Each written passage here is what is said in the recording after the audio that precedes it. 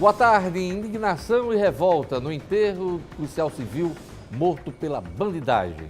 Crédito cooperativo cresce na contramão do setor bancário. O FRN realiza Feira de Ciências e comemora 60 anos de fundação. Público dá show no Festival de Quadrilhas da Band.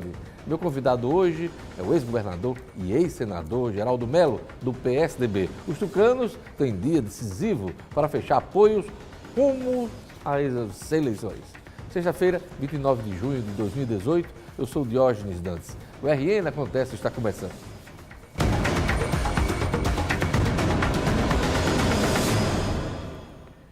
Indignação e revolta no velório e enterro do policial civil morto pela bandidagem esta semana.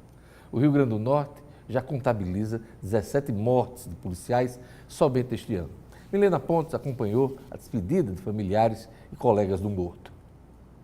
A todo momento chegavam familiares, amigos e colegas de trabalho de Nilton Brasil de Araújo Júnior para dar o último adeus ao policial civil. Alguns trouxeram flores como forma de homenagear o agente que há 14 anos se dedicava à segurança pública do Estado. Um excelente policial, operacional, gostava do que fazia, né? Antes de ser policial civil, ele foi policial bombeiro, né? Veio para a Polícia Civil, era o sonho dele ser policial civil, para trabalhar na parte investigativa. O corpo foi velado durante a tarde desta quinta-feira em um cemitério no bairro de Emaús, em Parnamirim. A família estava muito abalada e não quis gravar entrevistas. Nilton Brasil tinha 38 anos, era casado e deixou 4 filhos. Ele foi morto após sair do serviço operacional e seguir para a 5ª Delegacia de Polícia no bairro de Lagoa Nova. O agente estava indo deixar a viatura no local quando foi surpreendido por bandidos em uma tentativa de assalto a um casal. Ele tentou impedir os criminosos e acabou sendo baleado e morto em uma troca de tiros. Os policiais em si, eles têm atitudes de tentar ajudar, de tentar investigar, de colaborar até voluntariamente para ver que esse número diminua, mas a gente não tem um resguardo do Estado, porque tem que ser uma ação estatal nesse caso. Os colegas de profissão estavam indignados com a perda do policial.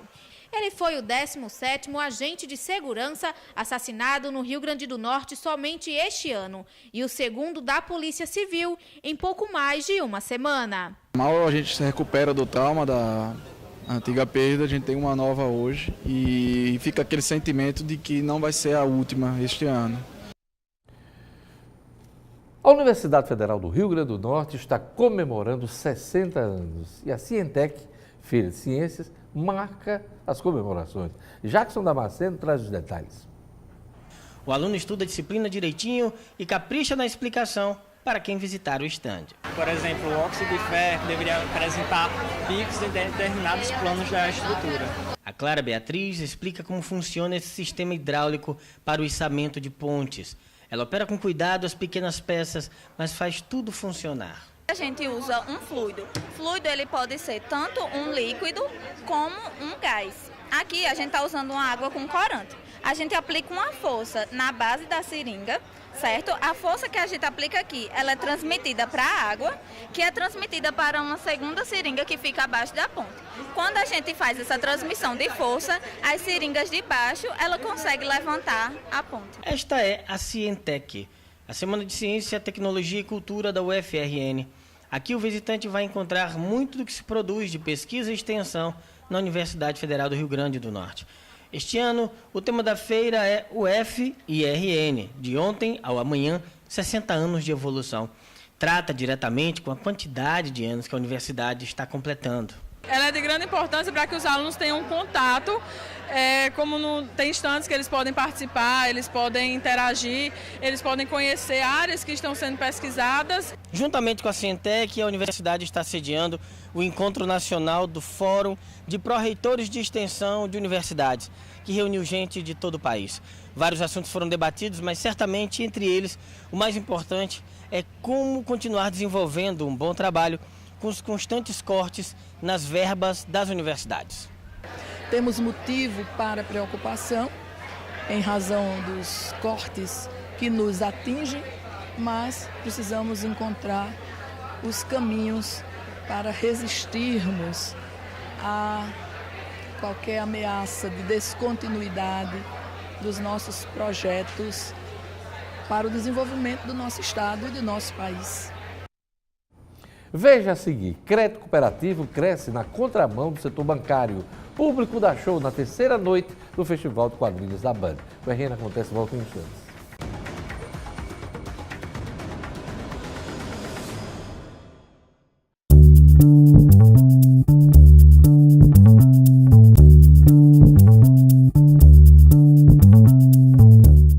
O crédito cooperativo cresce na contramão do setor bancário. Mas as vantagens do segmento financeiro ainda são desconhecidas do grande público. Manuel Santa Rosa, presidente da Sicredi Credsul, participou da última sabatina 2018, realizada pelo portal nominuto.com. Vamos acompanhar um trecho da sabatina.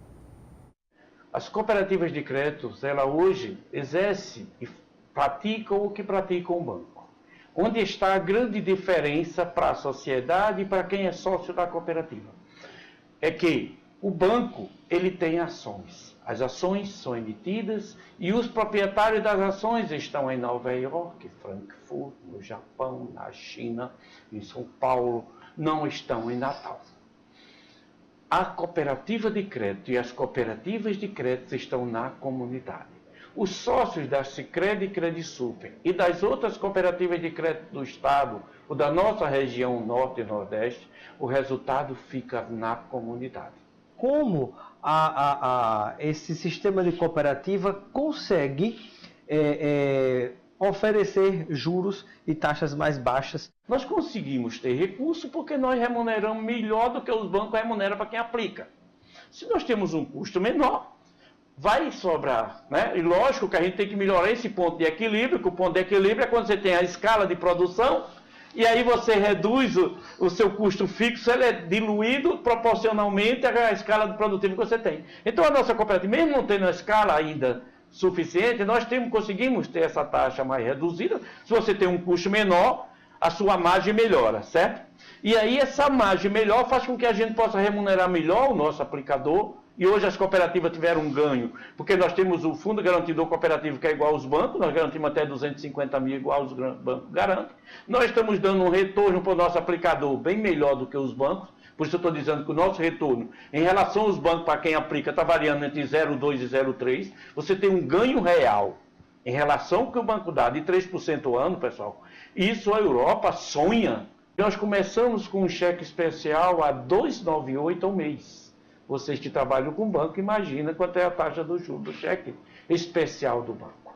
Nós começamos a trabalhar a questão das outras linhas de créditos. E nós temos experiência de linha de crédito em que as pessoas estariam pagando 96 parcelas de determinado valor, do mesmo valor da cooperativa, com nas mesmos parâmetros, nas mesmas condições, pagaria 29 parcelas. Isso dá uma diferença considerável. Terceira noite do Festival de Quadrilhas da Banda em Macaíba, público faz show à parte durante as apresentações dos grupos. Sucesso total, hein? Jackson Damasceno acompanhou a festa. A turma de amigos animados é de Macaíba mesmo. Andam sempre juntos para todos os lados. E neste lugar onde vieram, o motivo de tanta alegria é muito simples. Porque é bom se animar em São João, vamos se animar! É isso aí. Eles estão no Festival Band de Quadrilhas Juninas, no ginásio Edilson Albuquerque, em Macaíba. As Marias Eduardas, também amigas, vieram curtir o festival. São fãs do São João, cada uma com seu motivo. Gostei da história e dos figurinos deles. Comida. Comida, eu concordo. É isso. E é o público a grande razão do festival. Na terceira noite, ele foi presenteado com lindas apresentações. Foram 13 quadrilhas de todas as categorias, um show de cores e luzes, mas acima de tudo, de dedicação, entrega e amor pelo que se faz. O que importa hoje na vida de um quadrilheiro é a diversão. Estarmos aqui para se divertir. É verdade, tem muito amor envolvido, mas não é só isso não. As quadrilhas disputam também premiação em dinheiro. Nesta sexta-feira, já sai a campeã da categoria comédia. E no sábado, 4 quadrilhas das tradicionais e 4 das estilizadas também disputam os títulos de campeãs. O evento é promovido pela Band com total apoio da Prefeitura de Macaíba, que preparou tudo com muito capricho para macaibenses e visitantes. Um festival desse, a logística é muito grande. Então é segurança, é bombeiro civil, né? É alimentação para o povo. O nordestino é a tradição e aqui nós estamos mostrando que tem o melhor do Nordeste, que é o São João e São Pedro.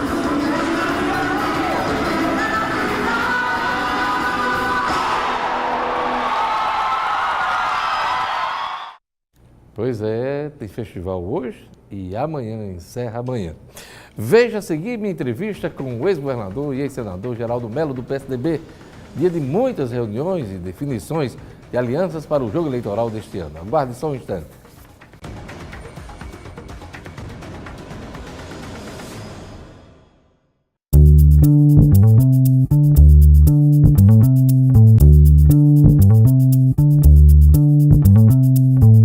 Sem jogo da Copa da Rússia, os políticos entram em campo para definir seus convocados para o campeonato do voto em outubro. O PSDB se reuniu na manhã de hoje para tomar decisões importantes e chegou até a anunciar.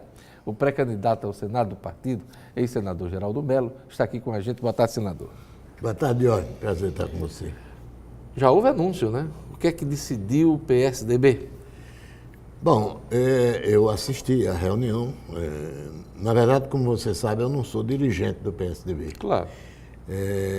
Agora, por unanimidade, o partido confirmou as suas opções, né? Uma coligação com a minha candidatura ao Senado, que vai ser proposta à convenção. Hoje é uma pré-candidatura. Por hora é só uma pré-candidatura. E uma coligação com o partido do governador, Robson Farias. PSD. Ele que é candidato à reeleição, né? Com inúmeros outros partidos. É uma coligação de muitos formatos. Eu não vou dar opinião, porque, na realidade, acho apenas que o presidente Ezequiel conduziu com muita habilidade, com muita prudência todo esse processo, que é muito complicado. Com uma preocupação constante e nunca escondida de preservar o máximo possível a força parlamentar do partido, com o interesse dos seus candidatos a deputado estadual e deputado federal. O senhor falou que a decisão foi por unanimidade na manhã de hoje, essa decisão de coligação com o grupo do governador Robson Farias. Havia resistências no PSDB para essa aliança. Elas foram vencidas? Não, na verdade, o que existe é que, o que eu vou dizer, o governador certamente é o primeiro a concordar, que o governo dele enfrenta um desgaste muito grande e esse desgaste acarreta uma resistência muito grande. Agora, como eu não sou dirigente do partido, eu fico só acompanhando, botando defeito aqui e ali e tal. Mas veja bem, quais eram os caminhos mesmo aqui para nós, que tinha o presidente do PSDB? O PSDB não pode votar no candidato a governador do PT. Restaria ter criado um candidato a governador que inovasse o quadro. A tentativa foi feita com o Fábio Dantas, que, aliás, eu manifestei inúmeras vezes a minha preferência por ele. Mas a candidatura dele não se consolidou. Foi descartada? Não, ela não se consolidou até agora. Quer dizer, ninguém disse, você não é mais candidato. Não foi nada disso. Mas, na verdade, se não se consolidou a candidatura dele, ficaram duas. A de Carlos Eduardo e a de Robson. Não houve jogo com o Carlos Eduardo? Não, porque Carlos Eduardo fechou a sua chapa antes de conversar até com o PSDB. E depois que conversou, o senador Zé Agripino anunciou que a chapa poderia abrir para que o PSDB fosse negociar, e isso nunca aconteceu. Quando o senador Zé Agripino disse que ia ser candidato a deputado federal, disse também que estava sendo convidado o deputado Antônio Jacome para ser candidato a senador. Muita gente achou que com a saída de José Agripino dessa disputa do Senado, naturalmente haveria uma abertura de diálogo com o PSDB, e o senhor também. Pelo não menos houve. Isso foi anunciado praticamente como sendo o motivo da abertura. A abertura seria feita para permitir esse entendimento. Dentro do PSDB, muita gente esperava isto, que uma vez aberta a chapa, o PSDB pudesse participar de uma discussão, mas, na verdade, essa abertura nunca houve. O senador Zé Agripino realmente saiu da candidatura a senador, mas o partido imediatamente, a coligação, ou a aliança, imediatamente convidou alguém para o substituir, meu querido amigo Antônio Jacques. E isso provocou frustração no PSDB? Em alguns do PSDB, eu acredito que sim, né? Aqueles que preferiam esse tipo de coligação. Agora, na verdade, em grande número, não, porque, na verdade, o PSDB tem 8 deputados e um candidato a mais, que é o de Parelhas. Esses vão disputar a eleição, o Tiago e os 8 vão disputar a reeleição. Se fizer uma coligação com o Carlos Eduardo, do lado de Carlos Eduardo só tem praticamente 5 candidatos a deputado estadual. Mas os 5 poderiam ser mais votados do que 5 do PSDB. E, nesse caso, o PSDB iria entrar, vamos dizer, com 8 e sair com 3. Então, essa foi uma das... Essa foi uma equação que não fechava. Não tinha e foi uma das coisas que, naturalmente, influíram muito na opção que o presidente fez. Mas o senhor atribui a porta fechada, nessa reta final das negociações, a Carlos Eduardo? Não sei quem foi. Não. Quem é que comanda lá a aliança dele, eu não sei. Sei que a maneira como foi feita foi praticamente dizendo ao PSDB, nós não queremos negócio com vocês. Consequentemente, jogando-os nos braços do governador. Não é nem uma questão de opção, já estava definido.